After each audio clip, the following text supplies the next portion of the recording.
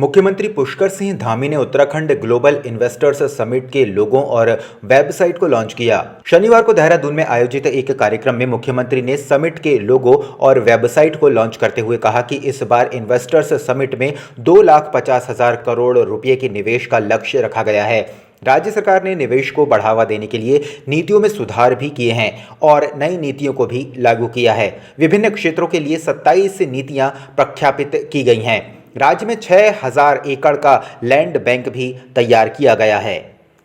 लगभग 16,000 करोड़ रुपए की जो ग्राउंडिंग हमने 25,000 करोड़ का जो लक्ष्य लिया था उसमें हो गई है और बहुत सारे उद्योग समूह, देश के बहुत सारे इंडस्ट्री लीडर हमारे लगातार संपर्क में हैं, लगातार संवाद कर रहे हैं और 6,000 एकड़ लैंड बैंक इसमें अभी तक बनाया जा चुका है। बहुत सारे जो ऐसे कानून थे, नियम थे जिनके कारण से उद्योगों में कुछ रुकावटें आ रही थी या समस्या पैदा होती थी, उन सभी को भी हमने हटाया है, उन सबको समाप्त किया है और जो नए प्रावधान हैं, नए नीति हम लेकर आए हैं। 27 नई नीतियां भी हमने इसमें प्रख्यापित की है और उत्तराखंड लोगों के लिए एक इंडस्ट्री के क्षेत्र में, इन्वेस्टमेंट के क्षेत्र में एक शानदार डेस्टिनेशन बन रहा है। कानून व्यवस्था की स्थिति हो या यहाँ का माहौल हो या यहाँ का पर्यावरण हो,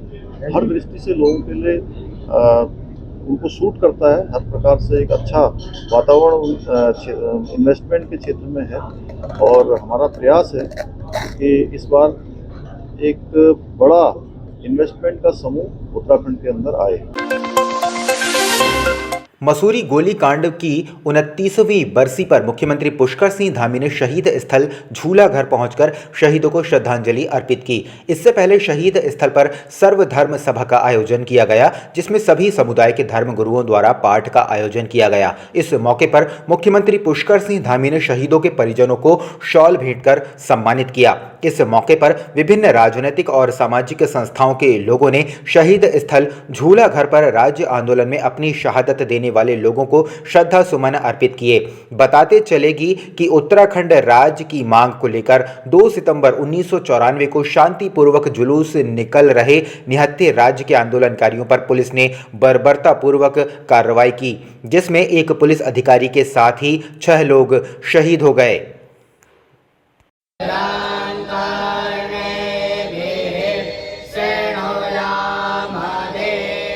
दिन हम सभी उत्तराखंड वासियों को ये संकल्प लेना है कि हम उत्तराखंड के जो शहीद हैं, उत्तराखंड के जो आंदोलनकारी हैं, उनके सपनों के अनुरूप, उनके आशाओं के अनुरूप उत्तराखंड राज्य के निर्माण में अपना योगदान देंगे।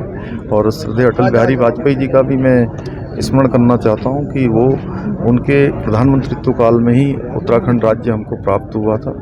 उनको भी मैं अपनी श्रद्धांजलि देता हूँ, उनका नमन करता हूँ।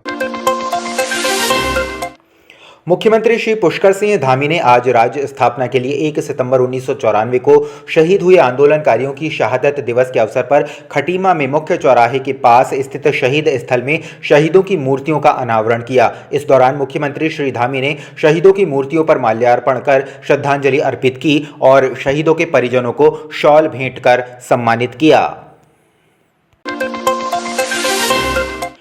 मोदी सरकार के वन नेशन वन इलेक्शन का प्रस्ताव लाने के बाद से ही पक्ष और विपक्ष दोनों में लगातार बहस जारी है। जहां एक तरफ भाजपा इस प्रस्ताव के फायदे गिनाने में लगी है, तो वहीं दूसरी तरफ विपक्ष इसे मोदी सरकार का एजेंडा बता रही है।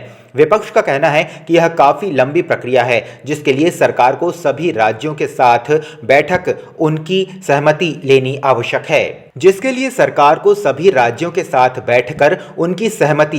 आवश्यक है। तो वहीं दूसरी तरफ भाजपा के प्रदेश मीडिया प्रभारी मानवीर चौहान का कहना है कि इससे देश की प्रगति में काफी सहायता मिलेगी। वन नेशन और वन इलेक्शन के हो जाने से देश का काफी सारा धन जो कि चुनाव में खर्च होता था, उससे देश को मुक्ति मिलेगी। देखिए, देश के अंदर एक राष्ट्र एक चुनाव को लेकर के केंद्र सरकार के द्वारा एक कमेटी का गठन किया गया है, पूर्व राष्ट्रपति आदरणीय रामनाथ कोविंद जी की अध्यक्षता में। निश्चित रूप से ये बहुत ही सराहनीय कदम है। ये देश की प्रगति के लिए बहुत ही सहायक सिद्ध होने वाला है। जिस प्रकार से पूर्व में विभिन्न राज्यों में जब चुनाव होते थे तो विकास कार्य आचार संहिता के कारण भी प्रभावित होते थे, और साथ ही जिस प्रकार से अलग अलग प्रकार से चुनाव होते हैं उससे आर्थिक रूप से भी बहुत नुकसान देश को होता है। तो आर्थिक रूप से भी हमको लाभ मिलने वाला है और विकास की दृष्टि से भी हमको लाभ मिलने वाला है, इसलिए बहुत ही सराहनीय कदम केंद्र सरकार की द्वारा उठाया जा रहा है और इसकी हम बहुत सराहना करते हैं। देहरादून में डेंगू ने विकराल रूप ले लिया है। प्राइवेट अस्पतालों सहित सरकारी अस्पताल डेंगू के मरीजों से भरे पड़े हैं। कोविड के बाद भी सरकारी व्यवस्थाओं में सुधार नाम मात्र ही दिख रहा है। जहां एक तरफ सरकार और प्रशासन डेंगू रोकथाम को लेकर अपने स्तर से कार्य कर रहे हैं, लेकिन उनके कार्य मुख्य विपक्षी दल कांग्रेस को नाकाफी दिखाई दे रहे हैं। कांग्रेस की मुख्य प्रवक्ता गरिमा दसौनी आज खुद पत्रकार की तरह खबर की हकीकत जानने के लिए राजधानी के 2 सरकारी अस्पतालों में फोन का कैमरा ऑन करके पहुंच गईं। गरिमा दासोनी ने जो हालात वहां के अपने कैमरे में दिखाए वह सरकार के लिए अच्छी खबर की तरह नहीं थी। तस्वीरों में साफ दिखाई दे रहा है कि जमीनी हकीकत क्या है। खैर, गरिमा दासोनी ने सरकारी अस्पतालों में रिपोर्टिंग करने के बाद सरकार के ऊपर जमकर निशाना साधा। मैंने मजबूर होकर औचक निरीक्षण दोनों अस्पतालों का किया, जानने के लिए कि आखिर सरकारी इंतजामात कैसे हैं। मैं हतप्रभ हो गई वहां जाकर कि सब्जी मंडी का माहौल इन सरकारी अस्पतालों से ज़्यादा बेहतर है। मरीज़ हैं, डॉक्टर नहीं है, स्टाफ की कमी है। कुछ ने तो ऑन कैमरा बोला कि स्टाफ का बहुत टोटा है। एक लंबी कतार मुझे 150-200 लोगों की वहाँ देखने को मिली जो सैंपल के लिए खड़े थे और खुद अस्वस्थ थे। आपने जुलाई का महीना जाने दिया, अगस्त का महीना जाने दिया। आपकी जो प्री डेंगू तैयारी होनी चाहिए थी, प्री मानसून तो आपने कुछ की नहीं।